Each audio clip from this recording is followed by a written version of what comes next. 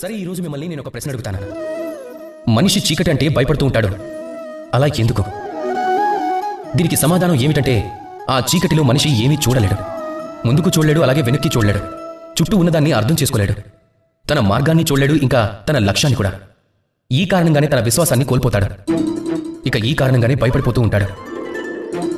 సరే ఇప్పుడు మిమ్మల్ని ఇంకొక ప్రశ్న అడుగుతాను. ఏంటి ఈ ప్రపంచం అంత చీకటిగా ఉందా? ఈ దీపం యొక్క అస్తిత్వాన్ని చెరిపేంత లేదు. దీనికి విరుద్ధంగా ఈ దీపాలు చీకటిని హెచ్చరిస్తున్నాయి. తనని తాను కాల్చుకోవటం ద్వారా ఈ ప్రపంచానికి కాంతినిస్తుంది ఈ చిన్న దీపం. అలాంటి ఈ చిన్న దీపమే చీకటికి భయపడనప్పుడు మరి మీరు మీ వైఫల్యానికి ఎందుకు భయపడుతున్నారు? మీకు తెలియకుండానే మీలో ఒక అంతరాత్మ దాగి ఉంది.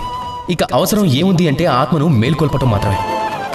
మీరు మీలో ఉన్న ఈ శక్తిని మేల్కొల్పి చూడండి, అప్పుడు ప్రతిదీ కనిపిస్తుంది మీకు. రాధాకృష్ణ.